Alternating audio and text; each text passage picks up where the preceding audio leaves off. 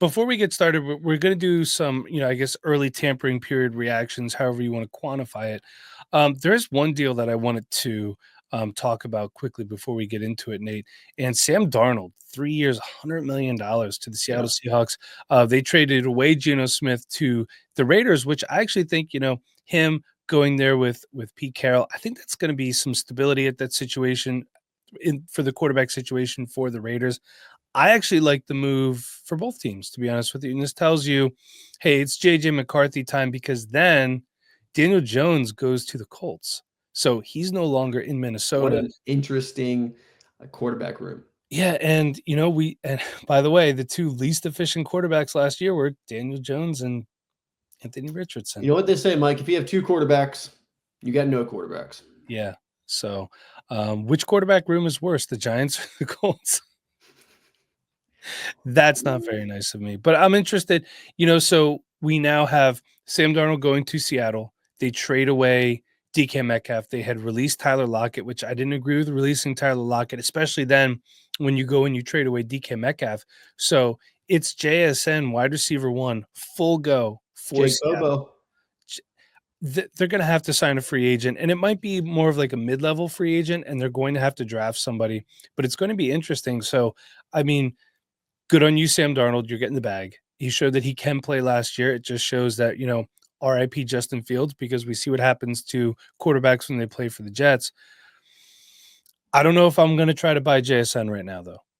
I just think he's going to cost too much. That, and also I'm not excited about the Seahawks offense. I think losing Metcalf, losing Lockett. I like Sam Darnold. I think he's done a good job of himself of coming back, but I don't think that Sam Darnold's too much of an upgrade over Geno Smith. Yeah. Remember, Sam Darnold was playing in possibly one of the most quarterback-friendly teams in the NFL last year between Kevin O'Connell, the offense that they have surrounding him, with Aaron Jones, Justin Jefferson, Jordan Addison, thank you, And TJ Hawkinson. It's a very good situation for a quarterback. Seahawks do not look to be that. Their offensive line is not as good. They're down to one true wide receiver. I do like Kenneth Walker and Zach Charbonnet there in the backfield, but obviously you're getting a lot younger from Geno to going over to Sam, but I'm not a huge fan of that for fantasy purposes. I'm interested to see what happens, but I'm not super optimistic. I do like this for the Raiders, though. I like Geno going over there. We got Jacoby Myers, who's always a stud. We got Brock Bowers. Raiders seem like one of the favorite teams to to draft a running back. There's been a lot of hype about the Raiders picking up Genty. So we'll see if that happens. Also, I think there's a lot of hype around the Bears picking up Genty with all of their offensive line moves. I'm pretty excited about the Bears, and I'll talk about that a little bit later in the podcast. And then I'll talk about the Jets too, more than I should probably in the rest of this podcast. But I think there's been a lot of fun, quote unquote, signings so far. They're not actually signed yet. They're just agreed to deals until free agency tomorrow. A sleeper deal that I like is Juwan Johnson being re-signed for a 3-year deal in New Orleans. Juwan Johnson, always a very serviceable tight end. Might not be a tight end 1, but I truly think that he's one of the better values as a tight end 2 on your team, and you probably can get him for tight end 3 prices. He's always pretty consistent and usually finds the end zone more often than not. I will say this, though, just looking at it, Seattle Seahawks, I looked it up. Do you know who their offensive coordinator is? I certainly did at one point. It was last year. It was, I believe his name is Grubb. He was the former Washington offensive coordinator when they had Michael Penix Jr., but I'm not sure who it is at the moment. It's Clint Kubiak. Clint Kubiak, yes. If you recall, he was the offensive coordinator of the Saints last year. They got off to that hot start. Now, that team fell apart. No fault of Clint Kubiak's, but you give him that traditional pocket quarterback, a good running game, which Seattle, should have again this year with Kenneth Walker and Zach Charbonnet. A little bit of a 1-2 punch up there in the Pacific Northwest. Who do they have? Who's their starting tight end? Noah Fant. Okay, Noah Fant. Yeah. So look, the cupboard is empty right now. They're going to go grocery shopping up there in Seattle. So we're going to see how free agency plays out for them. That was the big noticeable deal for me. Good on you, Sam Darnold. And look, eating some crow here. He proved me long last year. Dude can still play. Let's get into it. All right, Nate. So early free agency reactions here. Who is the first player you want to buy right now? Yeah, I want to buy Breece Hall. I want to buy Breece Hall. He is one of the top running backs on my list and currently RB6 on Keep Trade Cut, but his value continues to decrease over the offseason. It's on a downward trend. You look there, they have like the values as like you're looking at stocks, and it's just going down. It's going down for the past couple months, continues to go down. I don't think a lot of people are excited about Justin Fields going to the Jets. There's rumors that they're still going to be looking to draft a quarterback because, hey, they only gave Justin they didn't give him that much money, whereas like, hey, you're the new face of the franchise. They're like, hey, we're going to give you a good chance here, but they didn't necessarily close the door on drafting a quarterback or bringing somebody else in for competition. Now, I will say Justin Fields did reportedly not want to sign with the Steelers because they wanted to be committed to as the quarterback one. So maybe the Jets did give him that. But hey, we know NFL teams will do whatever they need to do at the end of the day, and they will not keep promises to players. But Breece Hall now entering his fourth year, only 23 years old at the moment, will be 24 by the time the season starts. Your first instinct is, oh, well, it's a negative thing that Justin Fields there. He's a running quarterback. He's going to steal touches. He's going to steal touchdowns. Well, Fields has only averaged about 4 or 5 rushing touchdowns a year so far in his career. So he's not been, like Jalen Hurts, with the tush push, getting a ton of touchdowns from Barkley and DeAndre Swift when he was there. And then you look at efficiencies of running backs with running quarterbacks. And obviously there's a difference of, someone who's maybe not quite as good versus someone like Hurts or Lamar Jackson. But oftentimes with a running quarterback, while there might be a little bit less volume, that efficiency usually goes up because defenses have to be worried about that quarterback and if they're going to run. And if there's read option, that's one less defender that's going to be keying in on your running back. So I think this is actually a good thing for Breece Hall. We know that Breece Hall is explosive. He is one of the most explosive running backs we have seen come out recently. He was a top 5% athlete at the running back position with a 4.39 40-yard dash and a 40-inch vertical. He actually compares athletically to Bijan Robinson, and Bijan ran a 4.46. So Breece Hall is extremely athletic. I know he had the knee injury 2 years ago, and he didn't look super great this year, but he was still dealing with some of those repercussions from that knee injury, even though it was a year and a half out. He was on the injury report for the last 6 games of the season with that knee injury. He did miss a game against the Miami Dolphins. But I think, hey, we're going to be a full 2 years out from that ACL injury, over 2 years out. This is going to be the healthiest Breece Hall has been since that injury. And I'm not worried about Braylon Allen, who had a season-high rushing yards of 55 last year. Breece Hall is the guy. So I'm excited about what he's going to do, especially with Justin Fields taking some of those defenders away. Breece Hall, like I said, is explosive. He had 4.2 yards per carry last year. His yards per contact after 10 still over 3, which is always a good threshold to meet. But the explosivity. He had 26 runs of 10-plus yards or more last year, Mike. That's more than he had in 2023. That knee is getting healthier. I think this is going to be a great opportunity for Breece Hall. He was the RB16 last year. I know it's a little disappointing. A lot of people drafted him to be an RB1. He averaged 15.1 points per game. The running back position as a whole was really up last year. A lot of guys just stayed healthy, which is not something we're used to at the running back position. So RB16 last year, over the past couple of years when we've seen running backs miss a lot of time, that could very easily be a top 12 running back season, averaging 15.1 points per game. So I'm excited about Breece Hall. His value is low. I know he plays for the Jets, and hey, I'm not a Jets fan. I'm not a huge believer in the Jets. I'm not blindly putting all my faith in the Jets, but I like young players who have good value. And, Breece Hall continues to kind of go down in value. I think, I'm about to talk about some of the costs, some of the trades that I saw just made today and yesterday for Breece Hall. And I think it's a really good value to go get an RB1 for your team. And I think Breece Hall can be that now that he's going to be healthy again. Some of the costs I saw, Mike, you're not ready for this. The 109 and the 312 for Breece Hall. That's easy money. I mean, you're getting a top running back. I know there's a lot of good running backs in this draft class. Yeah. But there's not a lot of Breece Halls you can find at the 109. Yeah, let's do that. Another trade straight up for Rashee Rice.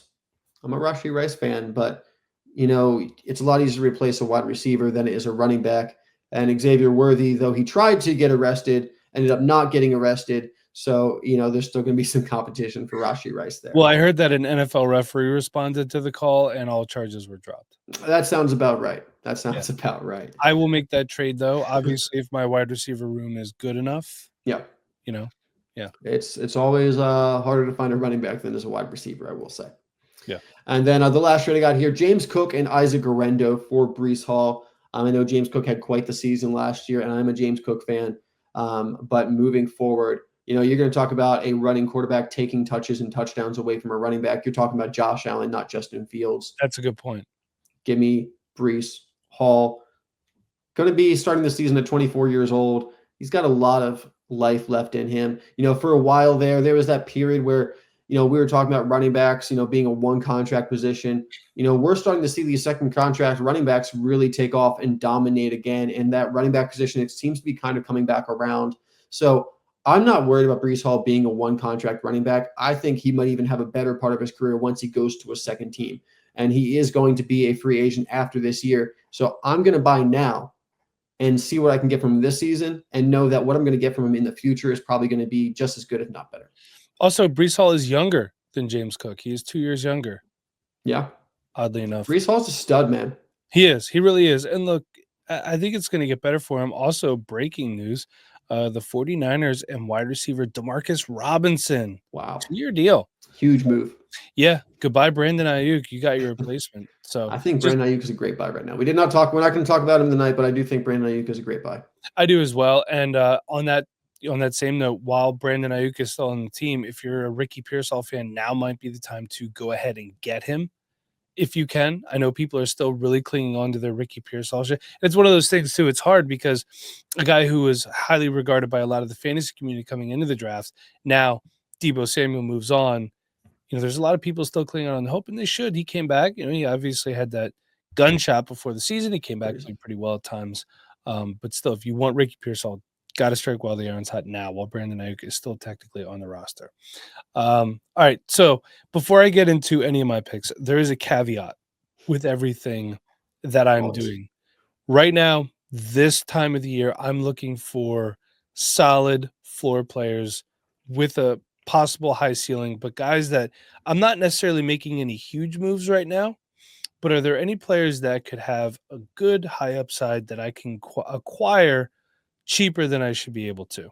Okay, so this is why it does pay to pay attention to what's going on. So the first guy I'm going to try to acquire is Pittsburgh Steelers wide receiver George Pickens. No quarterback, no problem, Nate. I'll tell you why. He looks right now to be the number 2 wide receiver for the Pittsburgh Steelers. I think we could say that DK Metcalf is going to be the alpha dog there, right? Yeah. And as it turns out, Nate, he actually plays better when he is not the number 1 wide receiver. Now, he did miss some games this past year. Missed 3 games last year with the hamstring strain. Okay, things happen. But check out his stats. 2023 with Deontay Johnson, 68 catches, 1,190 yards, 5 touchdowns, 6.1 yak rec. He was wide receiver 29.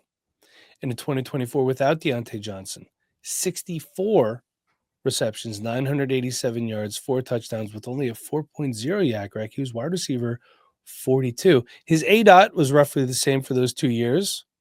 Average depth of target, 13.6 in 23 and 13.9 in 24. Now there's going to be a big quarterback question mark going on there. Yeah. I'd say the longer that the tampering period goes, and by the time you listen to this, they could have a quarterback. I think with Justin Fields moving on, it's more likely than not that Russell Wilson comes back. It really seems like it's going to be Russ or Rodgers, one of those two. Man, I don't know what to say about Aaron Rodgers. If you're a Steelers fan, chime in. Let me know what you guys are thinking. You don't trade for DK Metcalf to draft a rookie quarterback and just throw him in the starting lineup. So it's most likely going to be a veteran. And that feels like a very Mike Tomlin thing to do as well. So either way, I think he's going to be a solid wide receiver too. You need wide receiver 2s on your team. I think he's a solid wide receiver 2 on your team and in fantasy. But Nate, what does it cost to get George Pickens? Let's find out.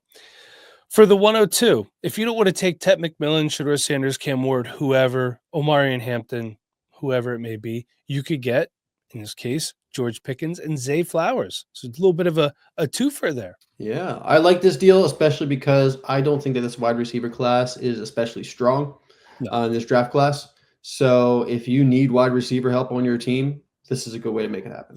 I will say this about this wide receiver class. It's very top heavy. And then I think there's going to be good second to third round value guys where they may not be the biggest contributors, but they're going to be nice pieces. Like Jalen Knoll, for example, is a guy that I like, who's not going to be a first round draft pick in a rookie draft. I do think, just real quick, I do think that this draft is a little top heavy, but the caveat to that is the wide receiver one, outside of if Travis Hunter was purely a wide receiver, outside of that, the wide receiver one in this class would be the wide receiver 4 in last year's class, behind Neighbors, Marvin Harrison Jr., and Rome Odunze. That's a really good point.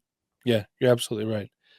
Next one here, George Pickens for the 25, 212, and a 27 first. That first round pick is a few years out, and just the 212 in this year's draft. What do you think about that one, Nate? Yeah, I think this one's fair. I don't know if I would personally do it on one of my teams. Okay. I feel like I can probably use those assets to get another wide receiver that I probably like more. Just not a big fan of the Steelers' offense and the upside that it offers. But I do think it's a rather fair deal. I don't love the 212 added. I think a 27 first for Pickens is more my value, but I don't think you can get Pickens for just a 27 first. So. Okay. And last one, George Pickens for A.D. Mitchell and Deebo Samuel. Yeah, I'm not a huge George Pickens fan, just to be honest. I was coming out of college. Yeah. Maybe because he went to the Steelers. I don't know. I'm very cool. I'm not like a hater on George Pickens, but I'm very cool on him. I will take him in this deal. Yeah, me too. Though I am interested in what Deebo looks like with the Commanders. I think there is certainly some upside there, but I do think that Terry is still kind of the wide receiver one there. But someone mentioned Rondale Moore. I know you probably haven't even thought about that guy in a while. He's on the Falcons, I believe. Rondale Moore's numbers back when he was with the Cardinals, the last time that Cliff Kingsbury was there, it projected out to some pretty crazy numbers over the season if he hadn't gotten injured.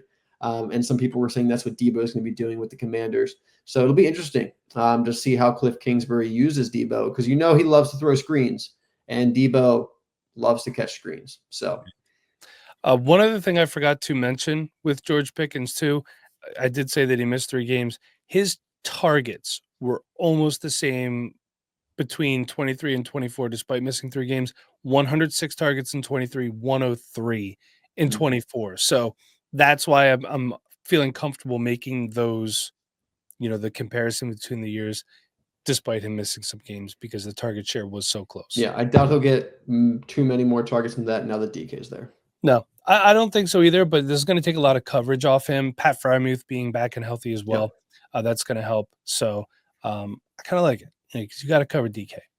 Nate, who's the next player that you want to buy now? All right, I just actually mentioned him a little bit. Better than any of the wide receivers in this draft class, Rome Odunze, wide receiver for the Bears. That's another guy I want to be buying right now.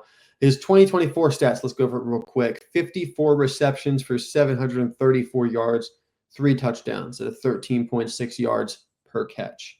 That also includes a 72.2% contested catch rate, Mike.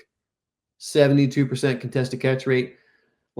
It's honestly impressive whenever a wide receiver gets to 50% in contested catch, and you're like, oh, it's a 50-50 ball. Well, if you catch 50% of the 50-50 balls, that's actually really, really impressive, because remember, 50-50 balls are not actually 50-50 balls. They're probably more like 33 balls. Either you catch it, the defender catches it, or it's incomplete. So to get the 72% on a contested catch percentage is really impressive, and that's one of the things we knew Rome Odunze was really good at as he entered the NFL. That's something he's continued to do as he got into the NFL. Now Keenan Allen is gone, who takes 117 targets with him. 117 targets. I didn't think he got that many targets last year. Honestly. A lot of targets last year. Yeah. So Rome Odunze, who already had 90-plus targets himself, steps up to be the bona fide wide receiver 2 next to DJ Moore. Caleb Williams is there, who just got 2 new guards and a new center, all who are veterans in this league and very good. He has a totally revamped offensive line, better protection for Caleb Williams, and a new head coach in the incredible offensive coordinator who we've been all obsessed with for the last couple of years, and Ben Johnson. I know we talked a lot last year about Caleb Williams walking into possibly one of the best situations that we've seen for a first-round pick. Didn't really work out that way. And a big reason for that was number one, the head coach, who they should have fired last offseason and moved on from. For sure. Huge mistake by them, which we all knew at the time. But also that offensive line was terrible. So with all the moves they made with the offensive line and the fact that Keenan Allen is gone now, and we have Ben Johnson calling plays, Rome Odunze is ready to take off. Rome Odunze is easily going to go for over 1,000 yards this year. I could see at least 8 touchdowns with how he is with the contested catches in the red zone. And, DJ Moore still might be the wide receiver 1, but I think it's going to be pretty close between him and Rome Odunze. So I'm a huge fan of buying quote unquote low on Rome Odunze. I will say he's not really considered that low. I believe he's right now wide receiver, like 16 on keep trade cuts. So, he's not that far down the dynasty ranks. People are not totally forgetting about him. But you remember buying low on JSN last year around this time? Yeah, for sure. That worked out quite well. Now, JSN around this time last year, I did check it. He was about wide receiver like 22, 24 on keep trade cuts. So he was a bit lower in market value compared to Rome Odunze. But Mike, once again, I went and looked at the rankings and the trades made recently, and Rome Odunze is a really good value right now. And real quick, before I get to the costs, there's a discrepancy right now between draft picks and the players in this draft. Okay, so real quick, let me give you one of the costs, and then I'll come back to this point I'm making. So one of the costs, one of the trades I saw just today for Rome Odunze was the 111 and the 208. Okay, so a very late first round pick and a late-ish second round pick. Let's just combine that and say it's about the 109, right? About the value of the 109 is Rome Odunze according to this single trade, which when you're combining the value of those two picks. Yes. Okay. Yep. You might not be able to make it happen for the 109 in your league, but it happened in this league. I'm taking it, at that value. At the 109, you're picking up the third best wide receiver in this draft class, maybe. And meanwhile, on keep trade cut, the highest ranked wide receiver in this draft class, because they've already added rookies, is Ted McMillan, who is currently one spot behind Rome Odunze. So there's this discrepancy where if Ted McMillan is the same ranking as Rome Odunze, then Rome Odunze should be worth the 103 or 104. But if his value is sitting more around a late first, a mid to late first, there's this discrepancy, especially in a wide receiver class we just talked about that isn't super strong. This is the chance to go get a guy that we know is, capable, 734 yards in his rookie year with Keenan Allen and DJ Moore ahead of him in a banged up offensive line with a rookie quarterback. I'd say that's pretty impressive. And like we said earlier, Rome Odunze would be the wide receiver 1 in this draft class. He's a great target right now, especially if you can move a mid to late first round pick for him. I like it. I love it. Another trade I saw, a 26 first, just straight up a 26 first for Rome Odunze. That is absolutely easy money. I would do that 8 days of the week. Yeah, I'll do another trade here. Mike, I do want your opinion on this one. Straight up for Sam Darnold. It's really team dependent to me. You're not going to get most likely as good of a wide receiver in this class as you will as Rome Odunze. On the flip side, you may not get as good of a quarterback in this class, depending on landing spots, of course, as Sam Darnold. Do you know if this was this a super flex or a one quarterback trade? Flex, yeah. This was a super flex trade. I'm okay with it on both sides. This is most likely somebody picking up Sam Darnold last year before the season when he was not on a team, just taking a flyer, playing some waivers, which is why it's important to play waivers in the offseason, by the way. I still think personally, just because of the positional value of the quarterback in Superflex leagues, it should be Sam Darnold for Rome Odunze plus just a little bit of something. But I'm okay with the trade. All right. Yeah. All right. Now, well, I do want to say one thing because you make a really good point here. And I think what it boils down to with Rome Odunze is we expect these guys that we have, we, the fantasy community, and especially a lot of analysts and a lot of players too, we all do it. These are high value prospects. We expect them to come in right away. You were a first round pick, you're over 1,000 yards. So we can make the case where, look, if Rome Odunze is a buy, maybe Marvin Harrison Jr. should be able to buy right now as well. Guys like that, because when you look at Marvin Harrison Jr. versus this rookie class. We're looking at it differently again. So, maybe kick the tires on some Marvin Harrison Jr. as well. Nate, let's get back into it. I extrapolated for this one, but the Chargers have a new running back, and it's Najee Harris. He signed as I was filling out the show sheet last night. So thank you, Najee, because I said it looked like he was heading to Los Angeles, and now he is. Here's the thing about Najee. Over 1,000 yards every year in his career. Okay, is it always pretty? No. But I will say one thing about Najee Harris. This is going to sound weird, but just hear me out. A better quarterback is going to help a running back. When you have a quarterback that's more likely to throw the ball down the field, the defense has to adjust accordingly, blah, blah, blah. Yep. Check it out. From his rookie season to last year, 1,200 yards, 7 touchdowns, 1,034 yards, 7 touchdowns, 1,035 yards, 8 touchdowns, and 1,043 yards, 6 touchdowns. But he's also never missed a game due to injury. And in that 4-year span, for a guy that's as big as him, not known as a receiving back, 1,149 career receiving yards and 6 receiving touchdowns. So he's not a liability in the passing game either. Not at all. Of his career, 4,399 yards, Nate, 3,274 of those have been after contact. So he has been fighting for a lot of yardage. Okay. Justin Herbert's going to be an upgrade. I talked about this a minute ago over some of the quarterbacks he's played with in Pittsburgh, which include Russell Wilson. This isn't prime Seattle Seahawks Russell Wilson. Justin Fields. Justin Fields played pretty good for the Steelers last year, so you might want to take him off this list if you want. Then we got Kyle Allen, Super Bowl champion Kenny Pickett, Mitchell Trubisky, Mason Rudolph, and a very, very aging Ben Roethlisberger. Remember his last year?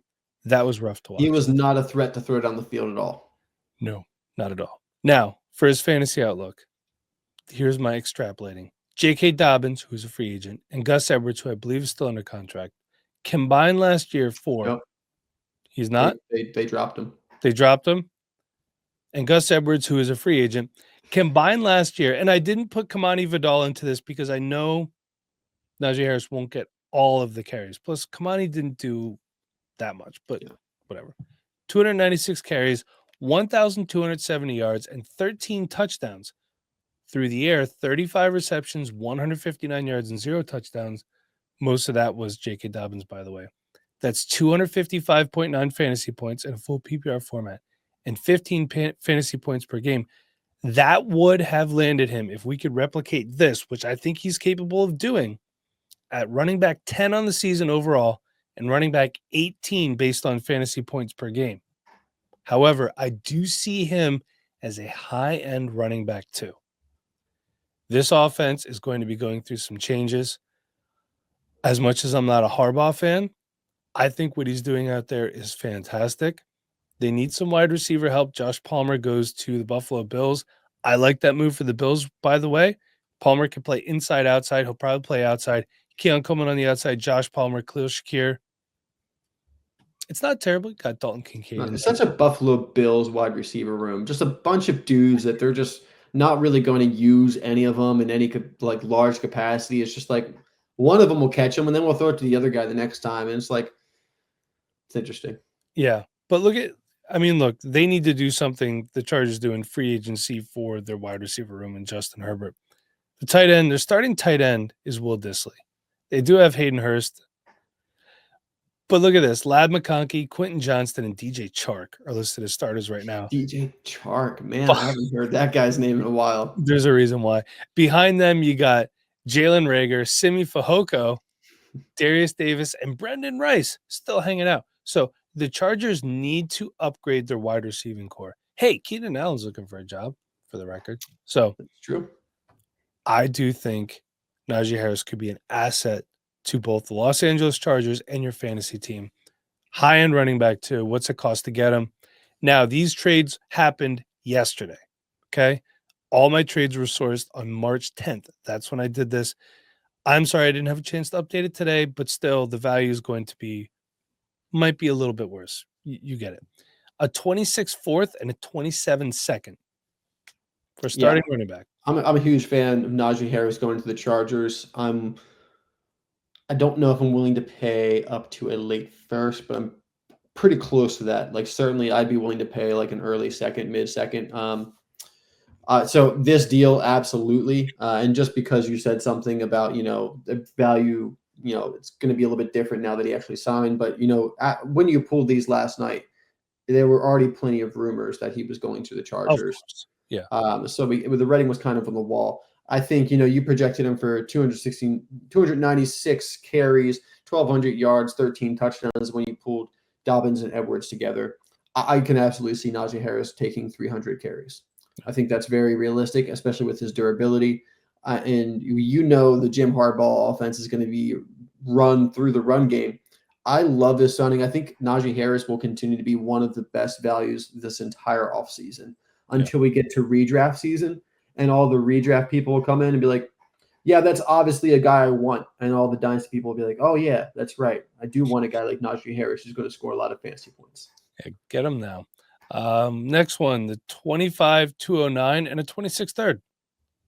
Yeah. I'm very about it. I'm okay with that one too. Here's one that's a little harder. Derrick Henry for Najee Harris, Zay Flowers, and the 25-202.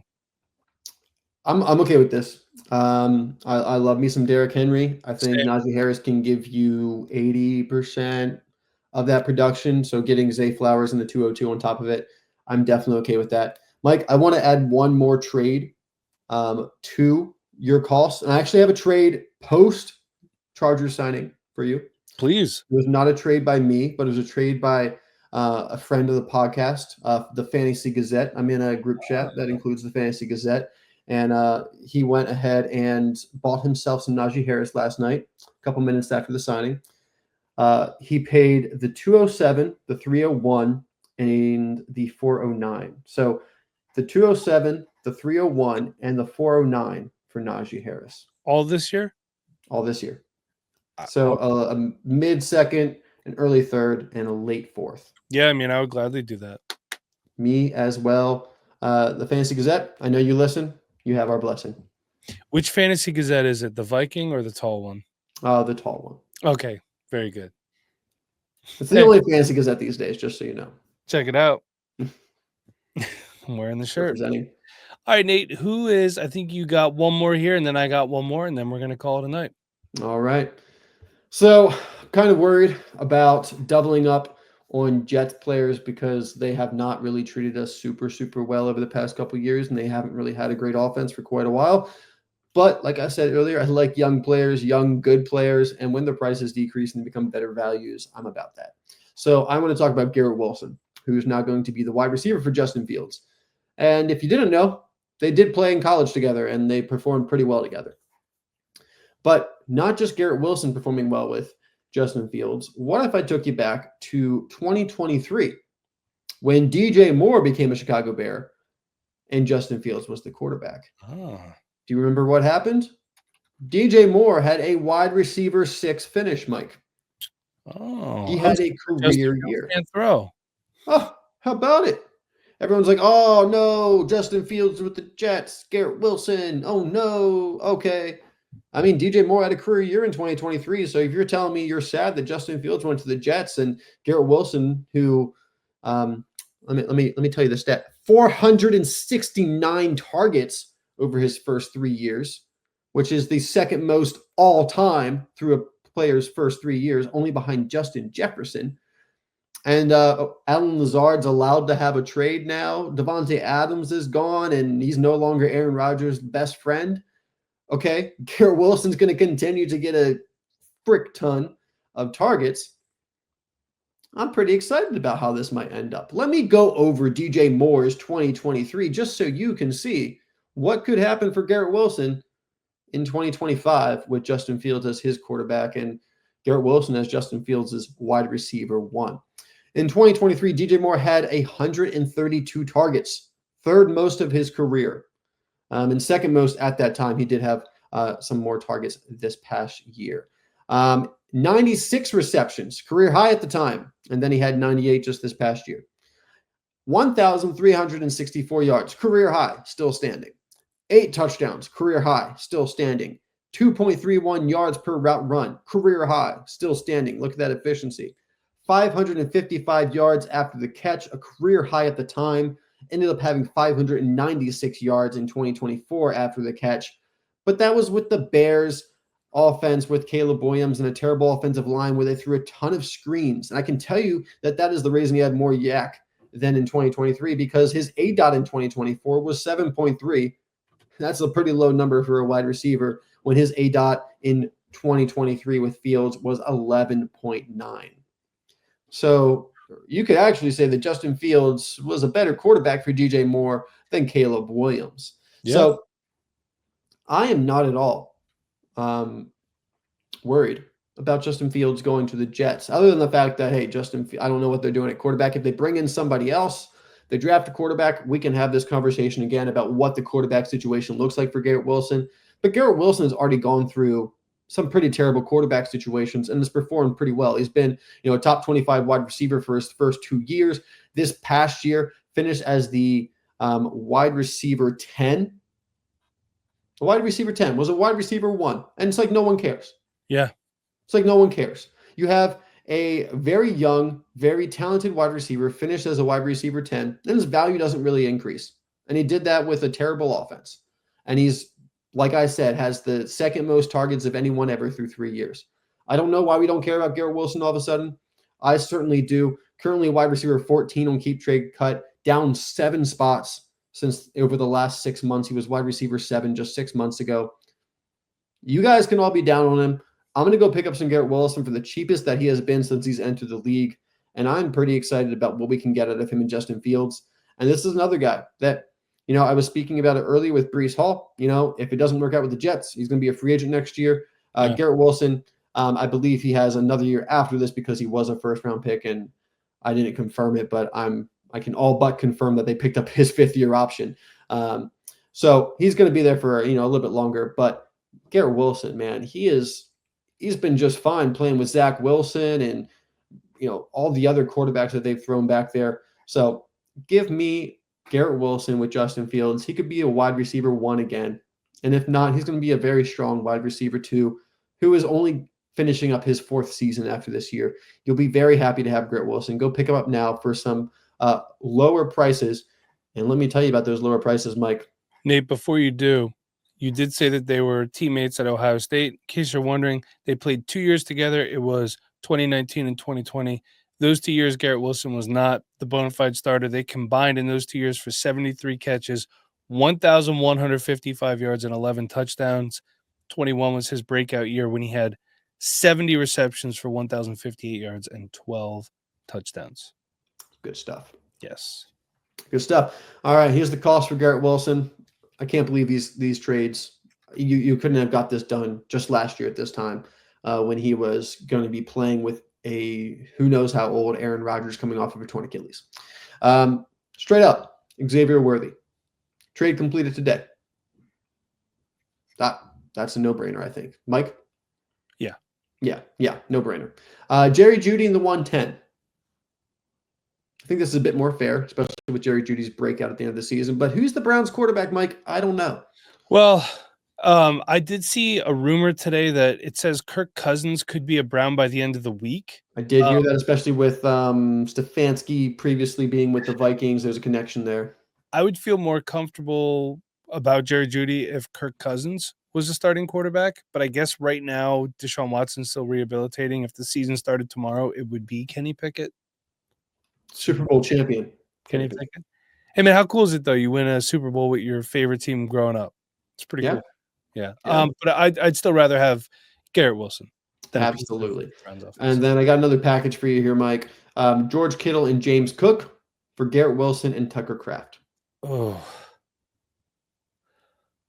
I mean, you're trading a potential top 5 tight end and an RB1 for a wide receiver 1 and a tight end 1. I think it's pretty fair. I'll say it's rather fair. Yeah, I mean, give me the Wilson side. I don't know. Yeah, I would slightly lean that side. Kittle's aging. James Cook gets a lot of touchdowns vultured. Yeah, Tucker Kraft played pretty well. I love me some George Kittle. I'm definitely higher on George Kittle than most of the community because he continues to just be great. And I mean, they just got rid of Debo, and last time whenever Debo's injured, George Kittle goes off. So I think George Kittle has a lot of potential this year. But Tucker Kraft played pretty well himself this past year. So also, I saw that Daniel Jones's contract is 1 year, $14 million. That brings his career earnings to $114,256,000. Yeah, that's good for Danny boy. Just my goodness. The NFL money is insane. Someone asked me, like, how's Josh Palmer getting $12 million a year? Darius Slayton getting $12 million a year. How are these quote unquote mid wide receivers getting $12 million a year? Well, it's the fact that guys like, at the top of the wide receiver position are going to be receiving 35, 40, who knows, even more money than that a year. So when you look at it like that, and then just, 10 years ago, these same guys would have got $4 or $6 million. It's just the position as a whole has just took off.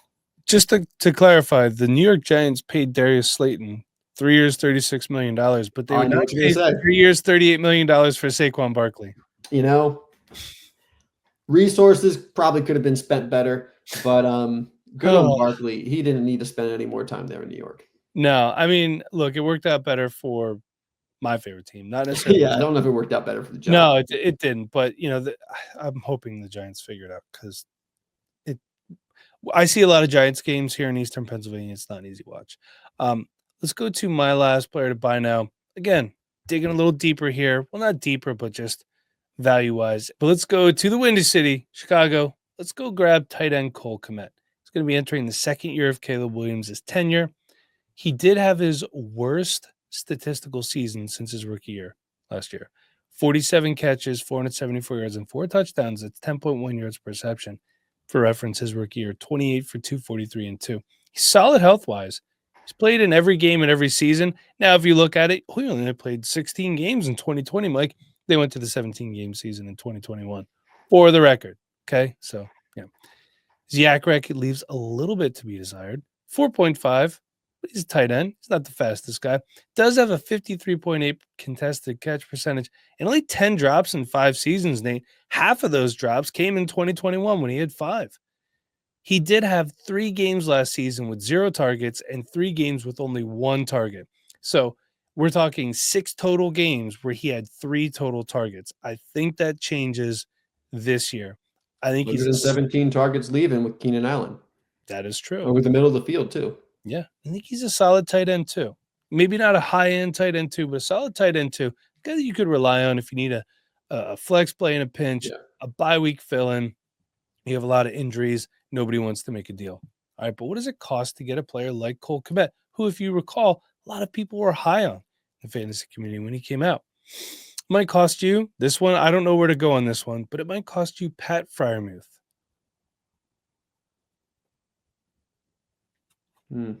I think I want Pat Freiermuth. Yeah, I want Pat Freiermuth. Yeah, I do. Even though I don't know who the quarterback is going to be. He's that good. It doesn't matter. It might cost you the new running back 1 in Dallas, Javonte Williams, for Cole Kmet and a 26th third. All in. Yeah, I'm fine with that. I mean, I don't think Javonte Williams on a $3 million deal is going to necessarily be their RB1. I'm expecting them to draft somebody, quite honestly, but I don't know what they're doing down there in Dallas the last couple of years. Or even, I think like their last free agent signing that they had that was actually like large is like over a decade ago. So I don't know. No, it was. I don't know. We thought they were going to draft a running back last year too. We did. Luckily, they just stuck with Rico, and that was much better. Sure. Dontavian Wicks in the 25-401 for Cole Kmet. Sure. Wicks can't catch the ball. That is true. He can't. And if you recall, when we scouted him, that was my biggest flaw about him. Wide receiver that can't catch the ball. Now he's open, can't catch the ball. He was pretty good for a while, though. It looked like that problem had been solved, but then just tapered off again. And last one, threw another one on here, a 27th third. Yeah. Yeah, definitely. Yeah, so Cole Kmet, I think he could be a good value for you guys. Buy him coming off his second worst season ever. Hopefully the value goes up. You could start him. You could trade him for more. Do whatever you want. Yeah, I used to be a much bigger Cole Kmet fan. I had a lot of Cole Kmet when he came into the league. Actually, I sold a lot of Cole Kmet before last year, which worked out really well. It did, because he had a really good year the year before last. Unfortunately, he didn't have quite as good of a year this past year. For these prices, I might be willing to buy back in, and that works out pretty well for me. Thank you for hanging out with us. Hey, draft day is coming up. Check out our store. Link is down below. Patreon.com/Dynasty Rewind. We do a week for free on us. So until next time, everybody, for Nate, I'm Mike. Thank you for listening.